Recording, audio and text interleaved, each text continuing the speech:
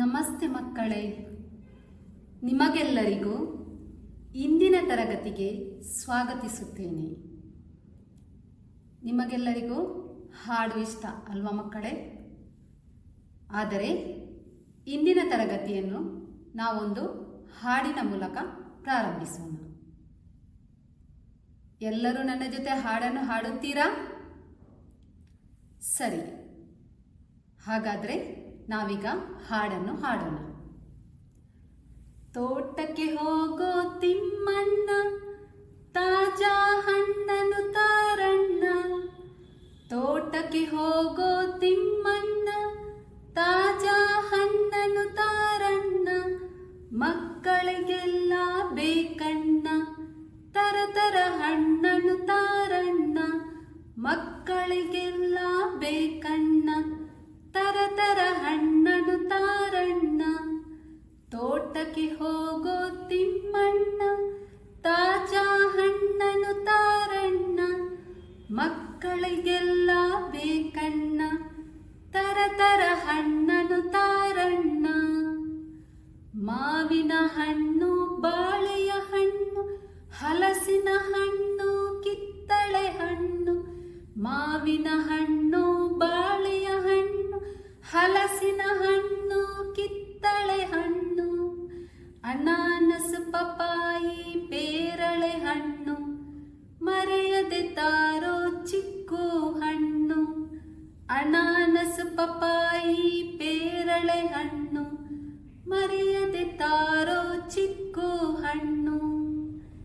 ಸಹಜದ ಕೃಷಿಯಲ್ಲಿ ಗಿಡವನ್ನು ಬೆಳೆಸು, ಸಾವಯವ ಗೊಬ್ಬರ ಬಳಸು. ಸಹಜದ ಕೃಷಿಯಲ್ಲಿ ಗಿಡವನ್ನು ಬೆಳೆಸು, ಸಾವಯವ ಗೊಬ್ಬರ ಬಳಸು. ಕ್ರಿಮಿನಾಶಕಗಳ ದೂರವೇ ಇರಿಸು, ಫಲಗಳ ಕೀಳಲು ಜಾಗ್ರತೆ ವಹಿಸು. ಕ್ರಿಮಿನಾಶಕಗಳ ದೂರವೇ ಇರಿಸು, ಫಲಗಳ ಕೀಳಲು ಜಾಗ್ರತೆ ವಹಿಸು. ರೋಗವು ಹರಡುವ ಭೀತಿಯು ಬೇಡ, ಆರೋಗ್ಯ ಕೆಡುವ ಕಾಳಜಿ ಬೇಡ. ರೋಗವು ಹರಡುವ ಭೀತಿಯು ಬೇಡ, ಆರೋಗ್ಯ ಕೆಡುವ ಕಾಳಜಿ ಬೇಡ. ಅಪ್ಪಟ ಹಣ್ಣಿನ ಸವಿಯನ್ನು ನೋಡ, ತಾಜಾ ಹಣ್ಣಿನ ರುಚಿಯನ್ನು ನೋಡ. ಅಪ್ಪಟ ಹಣ್ಣಿನ ಸವಿಯನ್ನು ನೋಡ, ತಾಜಾ ಹಣ್ಣಿನ ರುಚಿಯನ್ನು ನೋಡ. ತೋಟಕ್ಕೆ ಹೋಗೋ ತಿಮ್ಮಣ್ಣ, ತಾಜಾ ಹಣ್ಣನ್ನು ತಾರಣ್ಣ. ತೋಟಕ್ಕೆ ಹೋಗೋ ತಿಮ್ಮಣ್ಣ, ತಾಜಾ ಹಣ್ಣನ್ನು ತಾರಣ್ಣ. ಮಕ್ಕಳಿಗೆಲ್ಲ ಬೇಕಣ್ಣ, ತರತರ ಹಣ್ಣನ್ನು ತಾರಣ್ಣ.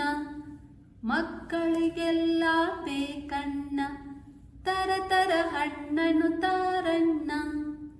ಮಾವಿನ ಹಣ್ಣು, ಬಾಳೆಯ ಹಣ್ಣು, ಹಲಸಿನ ಹಣ್ಣು, ಕಿತ್ತಳೆ ಹಣ್ಣು. ಮಾವಿನ ಹಣ್ಣು, ಬಾಳೆಯ ಹಣ್ಣು, ಹಲಸಿನ ಹಣ್ಣು, ಕಿತ್ತಳೆ ಹಣ್ಣು. ಅನಾನಸು, ಪಪಾಯಿ, ಪೇರಳೆ ಹಣ್ಣು. ಮರೆಯದೆ ತಾರೋ ಚಿಕ್ಕು ಹಣ್ಣು. ಅನಾನಸು, ಪಪಾಯಿ, ಪೇರಳೆ ಹಣ್ಣು. ಮರೆಯದೆ ತಾರೋ ಚಿಕ್ಕು ಹಣ್ಣು. ಸಹಜದ ಕೃಷಿಯಲ್ಲಿ ಗಿಡವನ್ನು ಬೆಳೆಸು, ಸಾವಯವ ಗೊಬ್ಬರ ಬಳಸು. ಸಹಜದ ಕೃಷಿಯಲ್ಲಿ ಗಿಡವನ್ನು ಬೆಳೆಸು, ಸಾವಯವ ಗೊಬ್ಬರ ಬಳಸು. ಕ್ರಿಮಿನಾಶಕಗಳ ದೂರವೇ ಇರಿಸು, ಫಲಗಳ ಕೀಳಲು ಜಾಗ್ರತೆ ವಹಿಸು. ಕ್ರಿಮಿನಾಶಕಗಳ ದೂರವೇ ಇರಿಸು, ಫಲಗಳ ಕೀಳಲು ಜಾಗ್ರತೆ ವಹಿಸು. ರೋಗವು ಹರಡುವ ಭೀತಿಯು ಬೇಡ, ಆರೋಗ್ಯ ಕೆಡುವ ಕಾಳಜಿ ಬೇಡ. ರೋಗವು ಹರಡುವ ಭೀತಿಯು ಬೇಡ, ಆರೋಗ್ಯ ಕೆಡುವ ಕಾಳಜಿ ಬೇಡ. ಅಪ್ಪಟ ಹಣ್ಣಿನ ಸವಿಯನ್ನು ನೋಡ, ತಾಜಾ ಹಣ್ಣಿನ ರುಚಿಯನ್ನು ನೋಡ. ಅಪ್ಪಟ ಹಣ್ಣಿನ ಸವಿಯನ್ನು ನೋಡ, ತಾಜಾ ಹಣ್ಣಿನ ರುಚಿಯನ್ನು ನೋಡ. ಹೇಗಿತ್ತು ಹಾಡು? ಎಲ್ಲರೂ ಹಾಡನ್ನು ಹಾಡಿದ್ದೀರಾ? ಈ ಹಾಡು ನಿಮಗೆ ಇಷ್ಟವಾಯಿತಾ? ಈ ಹಾಡಿನಲ್ಲಿ ಯಾವುದರ ಬಗ್ಗೆ ಹೇಳಿದ್ದಾರೆ? ಯಾವುದರ ಬಗ್ಗೆ? ಹಣ್ಣುಗಳ ಬಗ್ಗೆ ಹೇಳಿದ್ದಾರೆ. ಕಳೆದ ತರಗತಿಯಲ್ಲಿ ನಾವು ಸಸ್ಯದ ಎಲೆಗಳ ಕುರಿತು ಕಲಿತಿದ್ದೇವೆ. ಇಂದಿನ ತರಗತಿಯಲ್ಲಿ ನಾವು ಸಸ್ಯದ ಇನ್ನೊಂದು ಭಾಗ ಹಣ್ಣು, ಇದರ ಬಗ್ಗೆ ಕಲಿಯೋಣ. ಸಸ್ಯದ ವಿವಿಧ ಭಾಗಗಳಲ್ಲಿ ಹಣ್ಣು ಒಂದಾಗಿದೆ. ಎಲ್ಲ ಹಣ್ಣುಗಳಲ್ಲಿ ಬೀಜಗಳು ಇರುತ್ತವೆ. ಬೀಜಗಳು ಹಣ್ಣಿನ ಒಳಗೆ ಇರುತ್ತವೆ. ಉದಾಹರಣೆಗೆ ಮಾವಿನ ಹಣ್ಣು, ಸೇಬು ಹಣ್ಣು, ಕಲ್ಲಂಗಡಿ ಹಣ್ಣು. ಕೆಲವು ಹಣ್ಣುಗಳಲ್ಲಿ ಒಂದು ಬೀಜ, ಇನ್ನು ಕೆಲವು ಹಣ್ಣುಗಳಲ್ಲಿ ಚಿಕ್ಕದಾದ ಹಲವು ಬೀಜಗಳು ಕಾಣಲು ಸಿಗುತ್ತವೆ. ಬೀಜ ಎಂದರೇನು? ಬೀಜಗಳು ಹಣ್ಣಿನ ಒಂದು ಭಾಗವಾಗಿದೆ. ಈ ಬೀಜದಿಂದ ಹೊಸ ಗಿಡಗಳು ಮೊಳೆಯುತ್ತವೆ. ಅಂದರೆ ಈ ಬೀಜಗಳು ಸರಿಯಾಗಿ ಮೊಳೆಯುವಾಗ ಹೊಸ ಗಿಡಗಳು ಲಭಿಸುತ್ತವೆ. ನಾವು ತಿಂದ ಹಣ್ಣುಗಳ ಬೀಜಗಳನ್ನು ಎಸೆಯುತ್ತೇವೆ. ಆಗ ಕೆಲವು ಬೀಜಗಳು ಮಣ್ಣಿನಲ್ಲೂ, ಇನ್ನು ಕೆಲವು ಬೀಜಗಳು ನೆಲದ ಮೇಲೂ ಬೀಳುತ್ತವೆ. ಕೆಲವು ದಿನದ ನಂತರ ನಾವು ವೀಕ್ಷಿಸಿದಾಗ ಮಣ್ಣಿನಲ್ಲಿ ಬಿದ್ದ ಬೀಜವು ಮೊಳೆಯುತ್ತದೆ. ಅಂತೆಯೇ ನೆಲದ ಮೇಲೆ ಬಿದ್ದ ಬೀಜವು ಯಥಾಸ್ಥಿತಿಯಲ್ಲಿ ಇರುತ್ತದೆ. ಇದು ಯಾಕಾಗಿರಬಹುದು? ಒಂದೇ ಹಣ್ಣಿನ ಬೀಜಗಳಲ್ಲವೇ ಅವುಗಳು? ಯಾಕೆಂದರೆ ಬೀಜ ಮೊಳೆಯಲು ಫಲವತ್ತಾದ ಮಣ್ಣು ಅಗತ್ಯವಿದೆ. ಇದನ್ನು ನಾವು ಒಂದು ಪ್ರಯೋಗದ ಮೂಲಕ ತಿಳಿಯಬಹುದು. ಮಕ್ಕಳೇ, ನೀವು ನಿಮ್ಮ ಮನೆಯಲ್ಲಿ 2 ಹೂಕುಂಡಗಳನ್ನು ತೆಗೆದುಕೊಂಡು ಎರಡರಲ್ಲೂ ಬೀಜವನ್ನು ಹಾಕಬೇಕು. ಒಂದು ಹೂಕುಂಡ, ಅದಕ್ಕೆ ನೀರು, ಮಣ್ಣು ಹಾಕಿ ಅದನ್ನು ನಿಮ್ಮ ಮನೆಯ ಹೂವಿನ ತೋಟದಲ್ಲಿಯೂ, ಇನ್ನೊಂದು ಹೂಕುಂಡ ಅಂದರೆ ಬೀಜ ಮಾತ್ರ ಇರುವ ಹೂಕುಂಡವನ್ನು ನಿಮ್ಮ ಮನೆಯ ಒಂದು ಕತ್ತಲ ಕೋಣೆಯಲ್ಲಿಟ್ಟು ನಿರೀಕ್ಷಿಸಬೇಕು. ಕೆಲವು ದಿನದ ನಂತರ ನೀವು ನಿಮ್ಮ ಹೂವಿನ ತೋಟದಲ್ಲಿಟ್ಟ ಹೂಕುಂಡದಲ್ಲಿದ್ದ ಬೀಜಗಳು ಮೊಳೆಯುತ್ತವೆ. ಅಂತೆಯೇ ನೀವು ನಿಮ್ಮ ಮನೆಯ ಕತ್ತಲ ಕೋಣೆಯಲ್ಲಿಟ್ಟ ಹೂಕುಂಡದಲ್ಲಿದ್ದ ಬೀಜಗಳು ಮೊಳೆಯದೇ ಇರುವುದನ್ನು ಕಾಣುತ್ತೇವೆ. ಇದು ಯಾಕಾಗಿರಬಹುದು? ಯಾಕೆಂದರೆ ನೀವು ನಿಮ್ಮ ಹೂವಿನ ತೋಟದಲ್ಲಿಟ್ಟ ಹೂಕುಂಡದಲ್ಲಿದ್ದ ಬೀಜಗಳು ಅದಕ್ಕೆ ನೀರು, ಮಣ್ಣು ಹಾಗೂ ಸೂರ್ಯನ ಪ್ರಕಾಶ ಸಿಕ್ಕಿರುತ್ತದೆ. ಅಂತೆಯೇ ನೀವು ನಿಮ್ಮ ಕತ್ತಲ ಕೋಣೆಯಲ್ಲಿಟ್ಟ ಹೂಕುಂಡದಲ್ಲಿದ್ದ ಬೀಜಗಳಿಗೆ ಯಾವುದೇ ರೀತಿಯ ಬೆಳಕು ಹಾಗೂ ನೀರು, ಮಣ್ಣು ದೊರೆಯದೇ ಇದ್ದ ಕಾರಣ ಅದು ಮೊಳೆಯಲು ಅಸಾಧ್ಯವಾಯಿತು. ಈ ಪ್ರಯೋಗದಿಂದ ನಮಗೆ ತಿಳಿಯುವುದೇನೆಂದರೆ, ಒಂದು ಬೀಜ ಮೊಳೆತು ಬೆಳೆಯಲು ಅದಕ್ಕೆ ಮಣ್ಣು, ನೀರು ಹಾಗೂ ಸೂರ್ಯನ ಪ್ರಕಾಶ ಅಗತ್ಯವಾಗಿ ಬೇಕು. ಹಾಗಾದರೆ ಈಗ ಹೇಳಿ, ಒಂದು ಬೀಜ ಮೊಳೆತು ಬೆಳೆಯಲು ಬೇಕಾದ 3 ಘಟಕಗಳು ಯಾವುವು? ಮಣ್ಣು, ನೀರು, ಸೂರ್ಯನ ಪ್ರಕಾಶ. ನಾವು ಸೇವಿಸುವ ಅನ್ನ, ಅದನ್ನು ನಾವು ಯಾವುದರಿಂದ ತಯಾರಿಸುತ್ತೇವೆ? ಅಕ್ಕಿಯಿಂದ ತಯಾರಿಸುತ್ತೇವೆ. ಈ ಅಕ್ಕಿ ನಮಗೆ ಯಾವುದರಿಂದ ದೊರೆಯುತ್ತದೆ? ಇದು ನಮಗೆ ಭತ್ತದಿಂದ ದೊರೆಯುತ್ತದೆ. ಈ ಭತ್ತದ ಒಂದು ಆತ್ಮಕಥೆಯನ್ನು ನಾವೀಗ ಕೇಳೋಣ. ಒಂದು ಭತ್ತದ ಆತ್ಮಕಥೆ. ಉಲ್ಲಾಸದಿಂದ ಬದುಕುತ್ತಿದ್ದ ಒಂದು ಗುಂಪು. ಅಮ್ಮಂದಿರಲ್ಲಿ ಒಬ್ಬಳ ಮಗಳಾಗಿ ನಾನು ಹುಟ್ಟಿ ಬೆಳೆದೆನು. ಅಮ್ಮನ ತೆನೆಯಲ್ಲಿ ನಾವು ಅನೇಕ ಮಂದಿ ಇದ್ದೆವು. ನಮ್ಮಲ್ಲಿ ಕೆಲವರನ್ನು ಬಂಬೂಚಿ ಎಂಬ ಜೀವಿ ಆಹಾರವಾಗಿಸಿತು. ಉಳಿದವರು ಸಾಮರ್ಥ್ಯದಿಂದ ಬೆಳೆದು ಪಕ್ವವಾದೆವು. ಬಂಗಾರದ ಬಣ್ಣವನ್ನು ಹೊಂದಿದ್ದ ನಮ್ಮನ್ನು ಹೊತ್ತು ನಿಂತ ಅಮ್ಮಂದಿರನ್ನು ಕೃಷಿಕರು ಬಂದು ಕೊಯ್ದು ಕೊಂಡೊಯ್ದು ಬಡಿದು ಶುಚಿಗೊಳಿಸಿದರು. ಅಲ್ಲಿಂದ ನಾನು ಅರುಣನ ಮನೆಗೆ ತಲುಪಿದೆನು. ನಮ್ಮನ್ನು ಒಣಗಿಸಲು ಹಾಕಿದ ಚಾಪೆಯಿಂದ ನಾನು ಸಿಡಿದು ಅಂಗಳದ ಮೂಲೆಯಲ್ಲಿ ಬಿದ್ದೆನು. ಬೇಸಿಗೆ ಮಳೆ ಲಭಿಸುವುದರೊಂದಿಗೆ ನನ್ನಲ್ಲಿ ದೊಡ್ಡ ಬದಲಾವಣೆಗಳು ಉಂಟಾಗತೊಡಗಿತು. ಒಂದು ಭತ್ತದ ಆತ್ಮಕಥೆಯನ್ನು ಕೇಳಿದ್ದೀರಲ್ಲವೇ?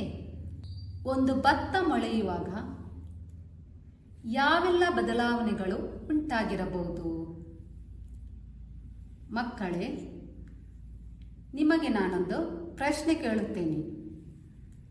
ನೀವು ಮೊಳೆಯುವ ಬೀಜವನ್ನು ನೋಡಿದ್ದೀರಾ? ಎಲ್ಲಿ ನೋಡಿದ್ದೀರಿ? ನಿಮಗೆ ಇನ್ನೊಂದು ಪ್ರಶ್ನೆ. ಈ ಮೊಳೆಯುವ ಬೀಜದಿಂದ ಸಸ್ಯದ ಯಾವ ಭಾಗ ಮೊದಲು ಹೊರಗೆ ಬರುವುದು ನಿಮಗೆ ಗೊತ್ತಾ? ಅದನ್ನು ತಿಳಿಯುವ ಕುತೂಹಲ ನಿಮಗಿಲ್ಲವಾ? ಹಾಗಾದರೆ ಈಗ ಚಿತ್ರಗಳನ್ನು ನಿರೀಕ್ಷಣೆ ಮಾಡಿ. 1ನೇ ಚಿತ್ರದಲ್ಲಿ ಮಣ್ಣಿನಲ್ಲಿ ಭತ್ತವನ್ನು ಕಾಣಬಹುದು. 2ನೇ ಚಿತ್ರದಲ್ಲಿ ಭತ್ತ ಮೊಳಕೆ ಬರುತ್ತಾ ಇದೆ. 3ನೇ ಚಿತ್ರದಲ್ಲಿ ಅದರಲ್ಲಿ ಬೇರು ಹುಟ್ಟಿಕೊಳ್ಳುತ್ತದೆ. 4ನೇ ಚಿತ್ರದಲ್ಲಿ ಬೇರು ದೊಡ್ಡದಾಗ್ತದೆ ಹಾಗೂ ಅದರಲ್ಲಿ ಸಸ್ಯದ ಕಾಂಡವು ಕಾಣಸಿಗುವುದು. ಬೇರಿನ ಭಾಗ ಮಣ್ಣಿನಲ್ಲಿ ಸ್ವಲ್ಪ ಆಳವಾಗಿ ಇಳಿದದ್ದನ್ನು ಕಾಣುತ್ತೇವೆ. 6ನೇ ಚಿತ್ರದಲ್ಲಿ ಸಸ್ಯದ ಬೇರು, ಕಾಂಡ ಹಾಗೂ ಎಲೆಗಳನ್ನು ಪೂರ್ಣವಾಗಿ ಕಾಣಲು ಸಾಧ್ಯವಾಗುತ್ತದೆ. 7ನೇ ಚಿತ್ರದಲ್ಲಿ ಸಸ್ಯದ ಬೇರು ಮಣ್ಣಿನ ಒಳಗೆ ಇಳಿದಿದೆ, ಅಂದರೆ ಅದು ಸಸ್ಯವನ್ನು ಗಟ್ಟಿಯಾಗಿ ಮಣ್ಣಿನಲ್ಲಿ ಹಿಡಿದಿರಿಸಿದೆ ಹಾಗೂ ಕಾಂಡವು ಪೂರ್ಣವಾಗಿ ಬೆಳೆದಿದೆ. ಕಾಂಡವನ್ನು ಪೂರ್ಣವಾಗಿ ಗುರುತಿಸಲು ಸಾಧ್ಯವಾಗುತ್ತದೆ. ಎಲೆಗಳು ಪೂರ್ಣವಾಗಿ ಬೆಳೆದಿವೆ. ಇಲ್ಲಿ ನಮಗೆ ಒಂದು ಭತ್ತದ ಸಸ್ಯವನ್ನು ಗುರುತಿಸಲು ಸಾಧ್ಯವಾಗುತ್ತದೆ. ಸಸ್ಯದ ವಿವಿಧ ಭಾಗಗಳಾದ ಬೇರು, ಕಾಂಡ, ಎಲೆಗಳು ಇಲ್ಲಿ ನಮಗೆ ನೋಡಲು ಸಾಧ್ಯವಾಗುತ್ತದೆ. ಈ ಮೊಳೆಯುತ್ತಿರುವ ಭತ್ತದ ವಿವಿಧ ಹಂತಗಳನ್ನು ನಾವು ಮತ್ತೊಮ್ಮೆ ಗಮನಿಸೋಣ. ಮೊಳೆಯುವ ಬೀಜದಿಂದ ಸಸ್ಯದ ಯಾವ ಭಾಗ ಮೊದಲು ಹೊರಗೆ ಬರುವುದು? ಚಿತ್ರಗಳನ್ನು ಒಂದೊಂದಾಗಿ ನಿರೀಕ್ಷಣೆ ಮಾಡಿ. ಭತ್ತ ಮೊಳೆಯುವಾಗ ಯಾವ ಭಾಗ ಮೊದಲು ಹೊರಗೆ ಬಂತು? ಬೇರು ಅಲ್ಲವೇ? ಈಗ ನಮಗೇನು ಗೊತ್ತಾಯಿತು? ಮೊಳೆಯುವ ಬೀಜದಿಂದ ಮೊದಲು ಹೊರಗೆ ಬರುವುದು ಸಸ್ಯದ ಬೇರು. ಮೊದಲು ಹೊರಗೆ ಬಂದ ಭಾಗವನ್ನು ಸಸ್ಯದ ಬೇರು ಎಂದು ನಾವು ಕರೆಯುತ್ತೇವೆ. ನಾವಿಲ್ಲಿ ಚಿತ್ರದಲ್ಲಿ ಗಮನಿಸಬಹುದು. ಬೀಜದಿಂದ ಮೊದಲು ಮೊಳೆತು ಬರುವ ಭಾಗವನ್ನು ಬೇರುಮೂಲ ಎಂದು ಕರೆಯುತ್ತೇವೆ. ಬೇರುಮೂಲದ ನಂತರ ಮೊಳೆತು ಬರುವ ಸಸ್ಯದ ಭಾಗ ಯಾವುದು? ಇಲ್ಲಿ ಚಿತ್ರದಲ್ಲಿ ನಮಗೆ ಕಾಣುತ್ತದೆ. ಬೇರುಮೂಲದ ಬಳಿಕ ಮೊಳೆತು ಬರುವ ಸಸ್ಯದ ಭಾಗ ಸಸ್ಯದ ಕಾಂಡ. ಇದನ್ನು ನಾವು ಕಾಂಡಮೂಲ ಎಂದು ಕರೆಯುತ್ತೇವೆ. ಚಿತ್ರದಲ್ಲಿ ನಾವು ಗಮನಿಸಬಹುದು, ಕಾಂಡಮೂಲವು ಸಸ್ಯದ ಕಾಂಡವಾಗಿ ಬೆಳೆಯುವುದು. ಹಾಗಾದರೆ ಈಗ ನಮಗೇನು ಗೊತ್ತಾಯಿತು? ಮೊಳೆಯುತ್ತಿರುವ ಬೀಜದಿಂದ ಮೊದಲು ಹೊರಗೆ ಬರುವ ಭಾಗವನ್ನು ಬೇರುಮೂಲ ಎಂದು ಕರೆಯುತ್ತೇವೆ. ಬೇರುಮೂಲದ ನಂತರ ಮೊಳೆತು ಬರುವ ಭಾಗವನ್ನು ಕಾಂಡಮೂಲ ಎಂದು ಕರೆಯುತ್ತೇವೆ. ಅರ್ಥ ಆಯ್ತಾ ಮಕ್ಕಳೇ? ಮೊಳೆಯುತ್ತಿರುವ ಬೀಜದಿಂದ ಮೊದಲು ಹೊರಗೆ ಬರುವ ಭಾಗ ಸಸ್ಯದ ಬೇರು, ಅದನ್ನು ನಾವು ಬೇರುಮೂಲ ಎಂದು ಕರೆಯುತ್ತೇವೆ. ಈ ಬೇರುಮೂಲದ ನಂತರ ಮೊಳೆತು ಬರುವ ಸಸ್ಯದ ಭಾಗ ಕಾಂಡಮೂಲ, ಇದನ್ನು ನಾವು ಕಾಂಡಮೂಲ ಎಂದು ಕರೆಯುತ್ತೇವೆ. ಚಿತ್ರದಲ್ಲಿ ನಮಗೆ ನೋಡಬಹುದು, ಕಾಂಡಮೂಲವು ಸಸ್ಯದ ಕಾಂಡವಾಗಿ ಬೆಳೆಯುವುದು. ಈಗ ನಾವು ಮೊಳೆಯುತ್ತಿರುವ ಭತ್ತದ ಒಂದು ವಿಡಿಯೋ ನೋಡೋಣ.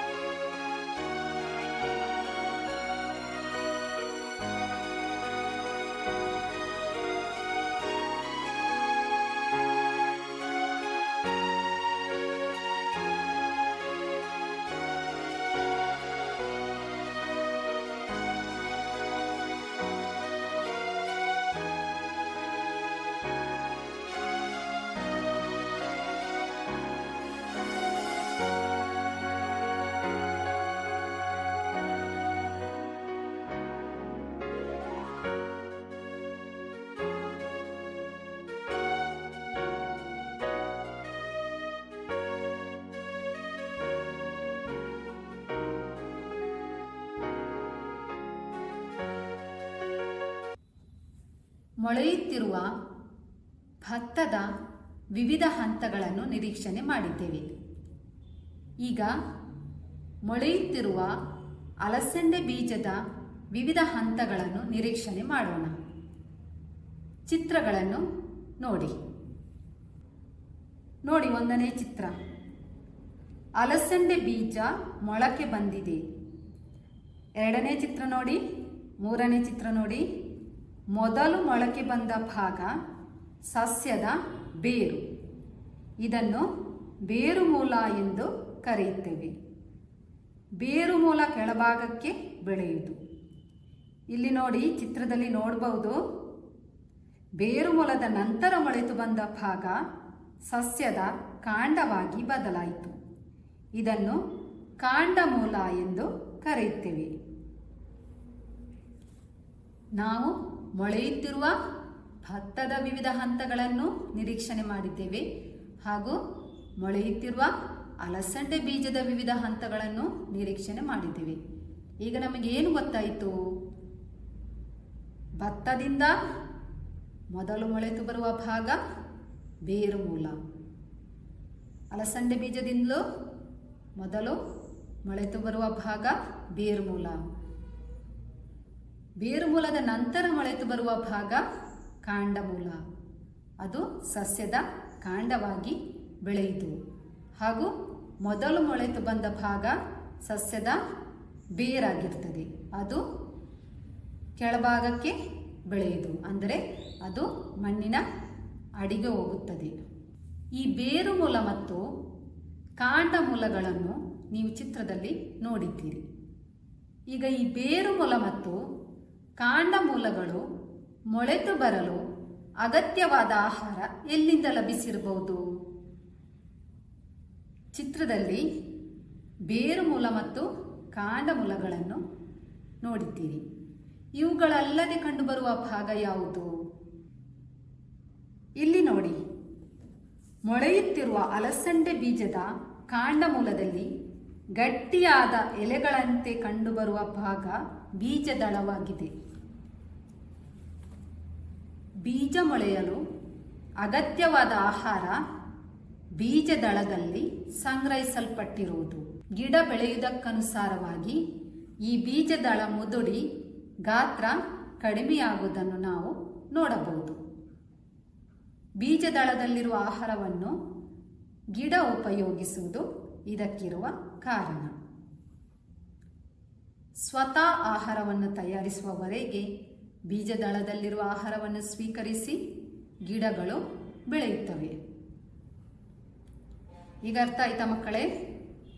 ಬೇರು ಮೂಲ ಮತ್ತು ಕಾಂಡ ಮೂಲಗಳು ಮೊಳೆತು ಬರಲು ಅಗತ್ಯವಾದ ಆಹಾರ ಎಲ್ಲಿಂದ ಲಭಿಸುವುದು? ಬೀಜದಳದಿಂದ ಲಭಿಸುವುದು. ಬೇರು ಮೂಲ ಮತ್ತು ಕಾಂಡ ಮೂಲಗಳು ಬೀಜದಳದಲ್ಲಿರುವ ಆಹಾರವನ್ನು ಸ್ವೀಕರಿಸಿ ಬೆಳೆಯುತ್ತವೆ. ಹಾಗೂ ಈ ಬೇರು ಮೂಲ ಮತ್ತು ಕಾಂಡ ಮೂಲಗಳು ಬೆಳೆದ ಹಾಗೆ ಬೀಜದಳದ ಗಾತ್ರ ಕಡಿಮೆ ಆಗುತ್ತಾ ಬರುತ್ತದೆ. ಸ್ವತಃ ಆಹಾರವನ್ನು ತಯಾರಿಸುವವರೆಗೆ ಬೀಜದಳದಲ್ಲಿರುವ ಆಹಾರವನ್ನು ಉಪಯೋಗಿಸಿ ಗಿಡಗಳು ಬೆಳೆಯುತ್ತವೆ. ಅರ್ಥ ಆಯ್ತಾ ಮಕ್ಕಳೇ? ಈಗ ನಾವು ಮೊಳೆಯುತ್ತಿರುವ ಅಲಸಂಡೆ ಬೀಜದ ಒಂದು ವಿಡಿಯೋ ನೋಡೋಣ.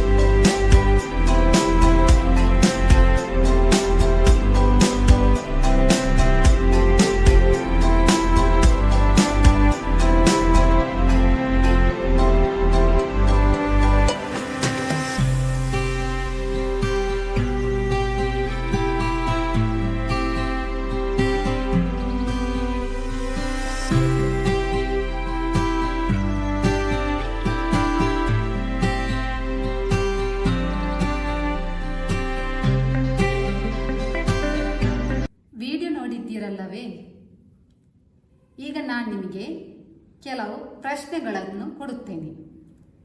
ನೀವು ಆ ಪ್ರಶ್ನೆಗಳಿಗೆ ಉತ್ತರ ಹೇಳಬೇಕು.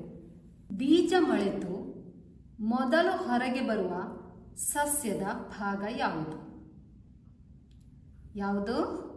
ವೆರಿ ಗುಡ್, ಬೇರು ಮೂಲ. ಬೀಜ ಮೊಳೆತು ಮೊದಲು ಹೊರಗೆ ಬರುವ ಸಸ್ಯದ ಭಾಗ ಬೇರುಮೂಲ. ಬೇರುಮೂಲದ ಬಳಿಕ ಮೊಳೆತು ಬರುವ ಸಸ್ಯದ ಭಾಗ ಯಾವುದು? ಯಾವುದು? ಕಾಂಡಮೂಲ. ಬೇರುಮೂಲದ ಬಳಿಕ ಮೊಳೆತು ಬರುವ ಸಸ್ಯದ ಭಾಗ ಕಾಂಡಮೂಲ. ಸಸ್ಯದ ಕಾಂಡವಾಗಿ ಬೆಳೆಯುವ ಭಾಗ ಯಾವುದು? ಯಾವುದು? ಕಾಂಡಮೂಲ. ಸಸ್ಯದ ಕಾಂಡವಾಗಿ ಬೆಳೆಯುವ ಭಾಗ ಕಾಂಡಮೂಲ.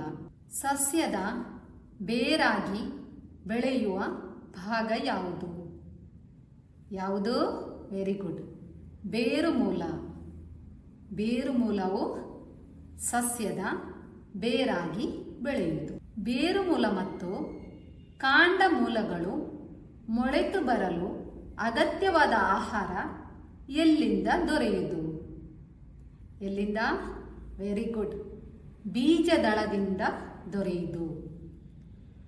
ಬೇರುಮೂಲ ಮತ್ತು ಕಾಂಡಮೂಲಗಳು ಮೊಳೆತು ಬರಲು ಅಗತ್ಯವಾದ ಆಹಾರ ಬೀಜದಳದಿಂದ ದೊರೆಯುವುದು. ಗಿಡ ಬೆಳೆಯುವುದಕ್ಕನುಸಾರವಾಗಿ ಬೀಜದಳ ಮುದುಡಲು ಕಾರಣವೇನು? ಏನು ಕಾರಣ? Very good. ಬೀಜದಳದಿಂದ ಆಹಾರವನ್ನು ಗಿಡ ಉಪಯೋಗಿಸುವುದು ಇದಕ್ಕಿರುವ ಕಾರಣ. ಬೇರುಮೂಲ ಮತ್ತು ಕಾಂಡಮೂಲಗಳು ಮೊಳೆತು ಬರಲು ಅಗತ್ಯವಾದ ಆಹಾರವನ್ನು ಬೀಜದಳದಿಂದ ಸ್ವೀಕರಿಸುವುದರಿಂದ ಗಿಡ ಬೆಳೆಯುವುದಕ್ಕನುಸಾರವಾಗಿ ಬೀಜದಳ ಮುದುಡಿ ಗಾತ್ರ ಕಡಿಮೆಯಾಗುವುದು. ಈಗ ಈ ಪ್ರಶ್ನೋತ್ತರಗಳನ್ನು ನಿಮ್ಮ ಪರಿಸರ ನೋಟ್ ಪುಸ್ತಕದಲ್ಲಿ ನೀವು ಬರೆಯಬೇಕು ಹಾಗೂ ಈ ಪ್ರಶ್ನೋತ್ತರಗಳನ್ನು ನೀವು ಓದಬೇಕು. ಇನ್ನು ನಿಮ್ಮ ಪರಿಸರ ಪಾಠ ಪುಸ್ತಕದ ಪುಟ 26ರಲ್ಲಿ ಮೊಳೆಯುತ್ತಿರುವ ಭತ್ತದ ವಿವಿಧ ಹಂತಗಳು ಹಾಗೂ ಅಲಸಂಡೆ ಬೀಜ ಮೊಳೆಯುತ್ತಿರುವ ವಿವಿಧ ಹಂತಗಳನ್ನು ಕೊಟ್ಟಿದ್ದಾರೆ. ಆ ಚಿತ್ರಗಳನ್ನು ನಿಮ್ಮ ಪರಿಸರ ನೋಟ್ ಪುಸ್ತಕದಲ್ಲಿ ನೀವು ಬಿಡಿಸಬೇಕು. ನಂತರ ಅದರ ಭಾಗಗಳನ್ನು ನೀವು ಅಲ್ಲಿ ಹೆಸರಿಸಬೇಕು. ಚಿತ್ರಕ್ಕೆ ಬಣ್ಣ ಕೊಟ್ಟು ಚಿತ್ರವನ್ನು ಚಂದಗೊಳಿಸಬೇಕು. ನಾವು ಮುಂದಿನ ತರಗತಿಯಲ್ಲಿ ಭೇಟಿಯಾಗೋಣ. ವಂದನೆಗಳು.